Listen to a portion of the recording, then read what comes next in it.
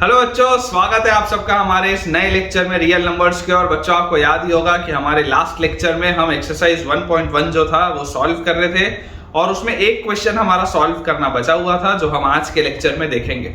और उसके साथ साथ आज हम पढ़ने वाले हैं फंडामेंटल थ्योरम ऑफ अरिथमेटिक, जो कि एक बहुत इंपॉर्टेंट टॉपिक है और इससे गारंटीड एक सवाल आपके बोर्ड एग्जाम में आता ही आता है। तो चलिए स्टार्ट करते हैं अपना आज का अमेजिंग सा lecture without wasting any time. और मैं आप सबके लिए क्विकली इस बात को रिकॉल कर दूं कि अभी तक हमने Euclid's division lemma, Euclid's division algorithm, HCF कैसे निकाला जाता है, कुछ सॉल्व्ड एग्जांपल और एक्सरसाइज 1.1 के कुछ सवाल ये सारे देख लिए हैं। चलिए स्टार्ट करते हैं अपना आज का लेक्चर। अब देखिए, ऑब्जर्व बेटा अपन इसको करते हैं। तो अगेन मैं आपको बोल रहा हूं कि जैसे पिछले वाले सवाल में हमने square of any positive integer बोला और उसका जो फैक्ट था मैंने आपको वही बताया। Cube of any positive integer भी इस फॉर्मेट का होगा, आइदर 9m या 9m+1 या 9m+8। देखिए, अगर हम मान लीजिए बेटा बोल देते हैं कि consider a to be a positive integer, consider a to be a positive integer. अगर मान लीजिए हम a को एक पॉजिटिव इंटीजर अज्यूम करते हैं तो बाय यूक्लिड्स डिवीजन लेमा हम क्लियरली बोल सकते हैं कि a will be of the form bq plus r, a will be of the form bq plus r। ये चीज हम बोल सकते हैं यूक्लिड्स डिवीजन लेमा से, जहां पर हमको पता है कि रिमाइंडर जो होता है वो हमेशा डिवाइजर से छोटा होता है और जीरो या उससे बड़ा होता है। मैं बार बार इसको इसलिए लिख रहा हूं ताकि आपको याद हो, आपके माइंड में ये बात जाए। अब देखो, अगर मान लो बेटा यहाँ पर मुझे दिखाई दे रहा है कि तीन अलग अलग चीजें हैं, ऑब्वियस सी बात है कि b की वैल्यू मैं 9 नहीं मानूंगा, है ना। बच्चों को एक बार के लिए इसमें डाउट आता है कि सर b को 9 मानेंगे क्या? तो बेटा b को आप 9 मान सकते हो, कोई हर्ज नहीं है, लेकिन b को 9 मानने पर आपके पास r की वैल्यूज आ जाएंगी 0, 1, 2 से लेकर 8 तक। 9 केसेस थोड़ा ना सॉल्व करेंगे यार, इतनी मेहनत थोड़ा ना करेंगे, इतनी मेहनत तो पॉसिबल नहीं है करना। इसलिए बेटा मैं आपको बोलता हूं कि आप b को 9 मत मानो, आप b को 3 मान के आगे बढ़ो। मैंने आपको 3 मानने क्यों बोला? क्योंकि b की वैल्यू अगर आप 3 लोगे तो 3 केस बनेगा, r = 0, r = 1 और r = 2। और यहां पर भी मेरे पास 3 ही केसेस हैं, तो अगर ये होना होगा तो हो जाएगा इन 3 केस में सॉल्व, कोई बहुत बड़ी बात तो है नहीं। तो यहां से बेटा देखो, अपने को क्या चीज समझ में आती है कि अगर हम b की वैल्यू 3 मान लें और b की वैल्यू अगर हम 3 मान के आगे बढ़े तो यहां से अपने पास रिमाइंडर जो है वो 3 से छोटा होगा, 0 या उससे बड़ा होगा। तो बेटा पॉसिबल वैल्यूज ऑफ r अपने पास आ जाएंगी 0, 1 and 2। Possible values of r अपने पास क्या आ जाएंगी? 0, 1 एंड 2। और अगर ये हमारे पास पॉसिबल वैल्यूज आती हैं r की, तो यहां से बेटा आपके पास a की वैल्यू क्या आ जाएगी? a will be either 3q और a विल बी 3q + 1 और a विल बी 3q + 2। ये हमारे पास देखिए 3 पॉसिबल केसेस होते हैं, ठीक है। अब बेटा अगर हम केस 1 की बात करें, अगर हम बात करें केस 1 की, तो केस 1 में बेटा अगर मैं आपको बोलता हूं कि a की वैल्यू है 3q, तो आपको बोला जा रहा है cube of any positive integer, cube आपको क्यूब करना है। तो a क्यूब क्या होगा? a cube will be 3q का होल क्यूब, और 3q का होल क्यूब मतलब 27q क्यूब। और इसको क्या मैं ऐसा बोल सकता हूं कि 9 × 3q क्यूब। और इस पूरे को अगर मैं m बोल दूं तो क्या ये मुझे 9m के फॉर्म का मिल गया क्या? सोच के देखो, ऐसा बोल सकते हैं अपन इसमें केस 1 में, कोई दिक्कत की बात नहीं है। सिमिलरली अगर हम सेकेंड केस की बात करें तो केस 2 हमारे पास है a की वैल्यू अगर मैं बोल दूं 3q + 1। अब अगर बच्चों a की वैल्यू 3q + 1 है तो a cube will be 3q + 1 का होल क्यूब। और इसका बेटा x + y होल क्यूब क्या होता था? एक्सपेंशन याद करो, x + y होल क्यूब होता है x cube + y cube + 3xy, तो +3xy × x + y, ये अपने पास आएगा। तो यहां से बच्चों ये आ जाता है 27q क्यूब + 1 + 27q² + 9q। और इसको अगर बेटा मैं थोड़ा सा रीअरेंज करके लिखूं तो जरा आप सोच के देखना कि ये जो 3 आपके पास टर्म्स दिख रहे हैं, ये जो 3 टर्म्स दिख रहे हैं, अगर इन तीनों में से मैं 9 बाहर निकाल लूं और अंदर मैं यहां पर लिख दूं 3q क्यूब फिर +3q² + q। अगर मैं ऐसा लिख दूं 3q क्यूब + 3q² + q और +1, अगर हम ये लिखें तो देखिए बेटा ये जो पूरी चीज है, अगर आप इसको m मानोगे इस केस में तो ये आपके पास किस फॉर्मेट में आ गया? 9m + 1 के फॉर्मेट में आ गया केस 2 में। 9m प्लस 1 के फॉर्मेट में। देखो 9m का फॉर्मेट आ गया, 9m प्लस 1 का फॉर्मेट आ गया। अब एक ही मेरे पास ऑप्शन और बचा है केस 3, इकलौता बस एक ऑप्शन और बचा है केस 3, और एक ही ऑप्शन यहां भी बचा है। तो अगर इसको सॉल्व करने पे 9m प्लस 8 का फॉर्मेट बना लिया तो अपना सवाल सॉल्व हो जाएगा। तो हम देखते हैं केस 3। केस 3 में बेटा अगर हम ले लें a की वैल्यू को 3q प्लस 2, ठीक है, तो a का क्यूब क्या हो जाएगा, a का क्यूब बेटा अपने पास आ जाएगा यहां से 3q प्लस 2 का होल क्यूब। तो यहां से जैसे आप इसको बेटा एक्सपैंड करेंगे तो देखिए x plus y whole cube, x plus y whole cube क्या होता है, x क्यूब मतलब 27q cube plus y cube मतलब 8 प्लस 3xy, तो 3 into 3 9 into 2, 3 into 3 9 into 2 18, 18q into x plus y, तो 3q प्लस 2 यही आएगा। a cube plus b cube plus 3ab into a plus b। तो यार यहां से मेरे पास ये आ जाता है 27q cube plus 8 plus 18 3 54q square और प्लस 36q, ये अपने पास आता है।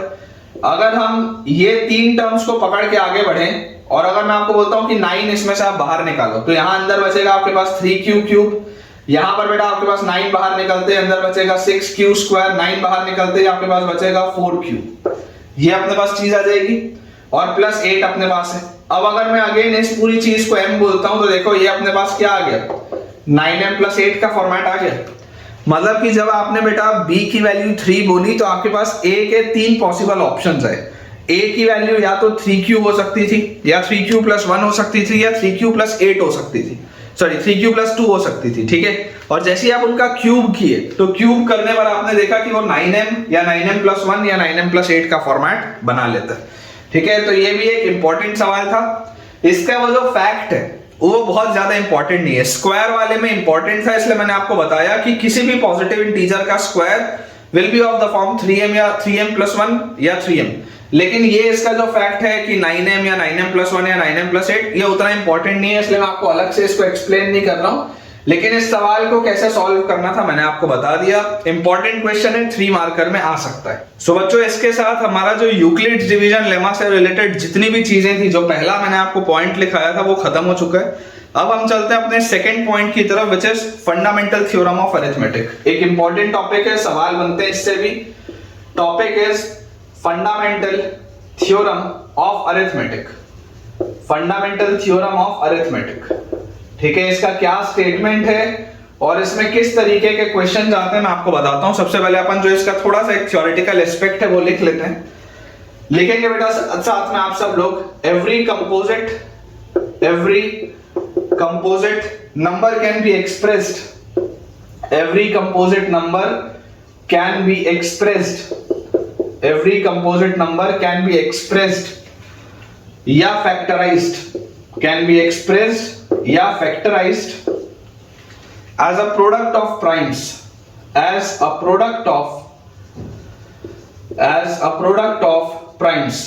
Every composite number can be expressed या factorized as a product of primes, and this factorization is unique, and this factorization is unique, and this factorization is unique apart from the order in which the prime factors occur, apart from the order in which the prime factors occur,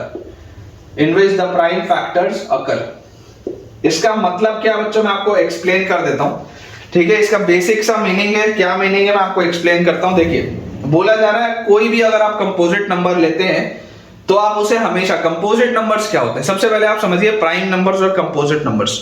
prime numbers ऐसे numbers होते हैं जिनके केवल 2 factors होते हैं, है ना। Every prime number has only 2 factors, एक तो 1 होता है जो यूनिवर्सल फैक्टर है सारे नंबर्स का, और एक वो नंबर खुद होता है, ठीक है। जैसे अगर हम बात करें 2 की या 3 की या 5 की या 7 की या 11 की या 13 की या 17 की या 19 की and so on, they all are prime numbers.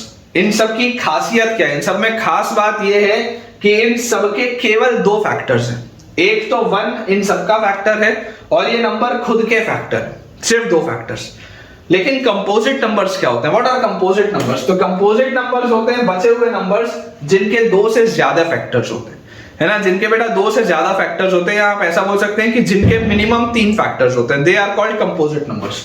जैसे कि अगर हम मान लो बात करते हैं 4 की या 6 की या 8 की या 9 की या 10 की या 12 की या 14 की, all these numbers are composite numbers, ठीक है ना। कंपोजिट नंबर्स देखिए, मतलब जैसे 4 का फैक्टर है 1, 2 और 4, 6 का फैक्टर है 1, 2, 3 एंड 6, 8 का फैक्टर है 1, 2, 4 एंड 8, 9 का फैक्टर है 1, 3 एंड 9। इस तरीके से आप देख सकते हैं मिनिमम 3 फैक्टर्स हैं, तो दे आर कंपोजिट नंबर्स, ठीक है। तो हमें बच्चों बोला जा रहा है कि एवरी कंपोजिट नंबर, ठीक है, कि हमें बेटा इसमें बोला जा रहा है कि every composite number can be factorized या expressed as a product of its primes and the factorization is unique apart from the order in which the prime factors occur. जैसे आप इमेजिन करें, अगर मान लीजिए बेटा मैं आपके लिए एक नंबर लिखता हूं, late us say 30, let us imagine a number to be 30, ठीक है। अब 30 के प्राइम फैक्टराइजेशन अगर आप बोलेंगे तो आप इसका प्राइम फैक्टर्स इसके क्या क्या बोलेंगे? आप बोलेंगे कि यार 30 में 1 तो है ही, उसके अलावा 30 में 2 का भी फैक्टर है, उसके अलावा 30 में 3 का भी फैक्टर है, उसके अलावा 30 में 5 का भी फैक्टर है। ये इसके प्राइम फैक्टर्स है ना। इनको अगर आप मल्टीप्लाई करोगे तो देखो 30 आ जाएगा, 2 into 3 6 into 5 is 30।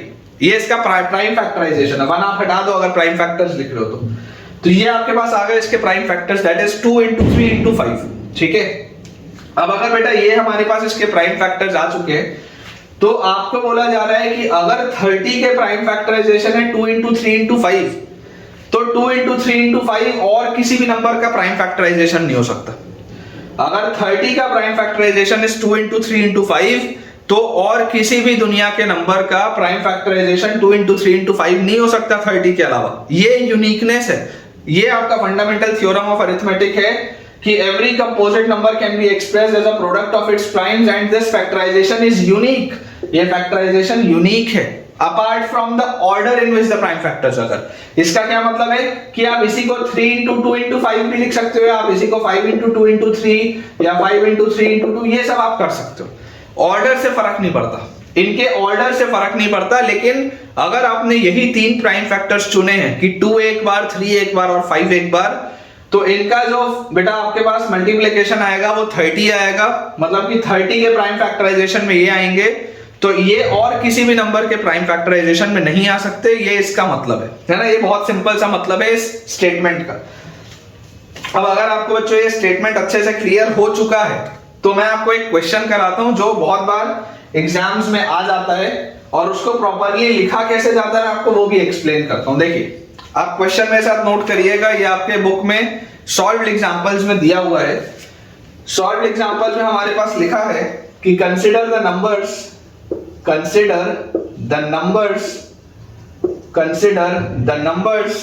4 raised to the power n. Consider the numbers 4 raised to the power n, where n is a natural number. Where n is a natural number. Consider the numbers 4 raised to the power n, where n is a natural number. ठीक है, where n is a natural number. Check whether there is any value of n.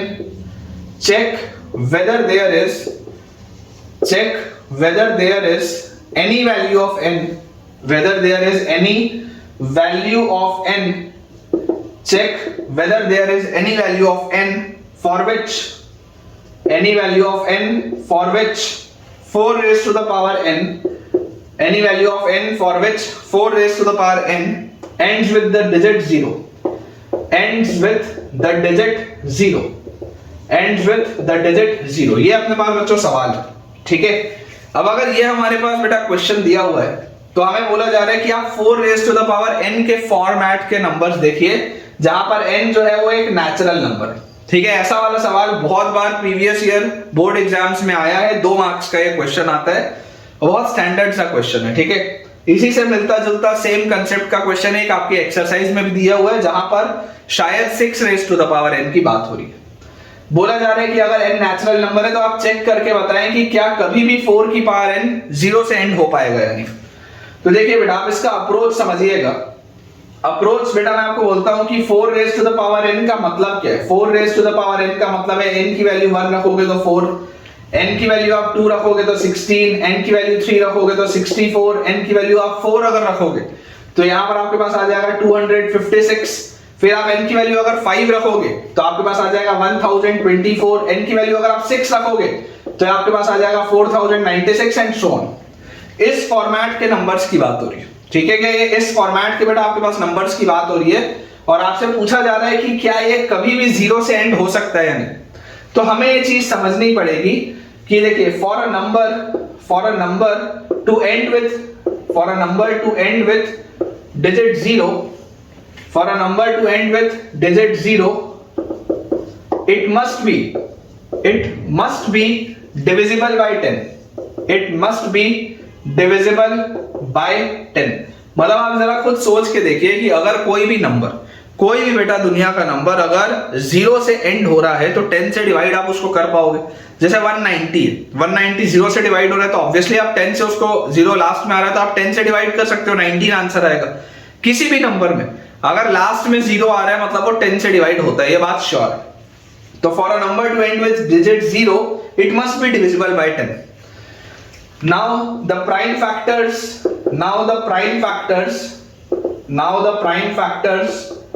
of 10 are 2 and 5। 10 के जो prime factors हैं वो क्या है? 10 के prime factors हैं 2 और 5, करेक्ट। तो इसका मतलब कि आप जिस भी नंबर को डिवाइड करना चाहते हैं 10 से या जिसके भी एंड में आप 0 लाना चाहते हैं उसमें भी 2 और 5 का प्राइम फैक्टर होना चाहिए, तभी तो ये 2 और 5 का प्राइम फैक्टर मल्टीप्लाई होकर 10 बनाएगा, तभी तो वो 0 क्रिएट होगा आखिरी में, ठीक है ना। तो now the prime factors of 10 are 2 and 5 and for any number to end with digit 0 it must have both 2 and 5 as its prime factor, है ना। बहुत सिंपल से बेटा मैं आपको लिखा दे रहा हूं चीज को, ये आपको अपने नोट्स में लिखना है और आप यही अगर अपने एग्जाम में भी लिख के आएंगे तो आपको मैं गारंटी दे रहा हूं फुल मार्क्स मिलेंगे। ताकि देखो इससे क्या क्लैरिटी होगी जो भी एग्जामिनर होगा उसको भी, कि for any number two and with digit 0, अगर आप किसी भी नंबर को 0 से एंड कराना चाहते हैं it must have both 2 and 5 as its prime factor. मतलब उस नंबर में 2 और 5 दोनों ही मौजूद होना चाहिए, अदरवाइज 10 कभी बन नहीं पाएगा, ठीक है। It must have both 2 and 5 as its prime factor. Clearly 4 raise to the power n जो लिखा हुआ है, clearly 4 raise to the power n जो लिखा हुआ है उसको आप लिख सकते हो 2 raise to the power 2n। 4 raise to the power n को आप लिख सकते हो 2 raise to the power 2n। तो clearly this has only 2 as its prime factor, and not 5. This has only 2 as its prime factor and not 5। आपको दिखाई दे रहा है कि इसमें सिर्फ 2 है प्राइम फैक्टर, 5 तो है नहीं। Also अब जो इंपॉर्टेंट चीज है जो बच्चे लिखना भूल जाते हैं, बेसिकली ये चीज आपने कहां से कंक्लूड की? आपने ये फंडामेंटल थ्योरम ऑफ अरिथमेटिक से कंक्लूड किया, है ना। ये जो प्राइम फैक्टराइजेशन की आप बात कर रहे हैं, ये प्राइम फैक्टर्स की बात कर रहे हैं, ये कंपोजिट नंबर्स और ये इसमें जो चर्चा आप कर रहे हैं ये आप कहां से कर पा रहे हैं? फंडामेंटल थ्योरम ऑफ अरिथमेटिक से। तो आपको यहाँ पर और एक जो बहुत इंपॉर्टेंट स्टेटमेंट है जो बच्चे लिखना भूल जाते हैं, जो एग्जामिनर ढूंढते हैं, वो आपको लिखना पड़ेगा also uniqueness of fundamental theorem of arithmetic, also uniqueness of fundamental theorem of arithmetic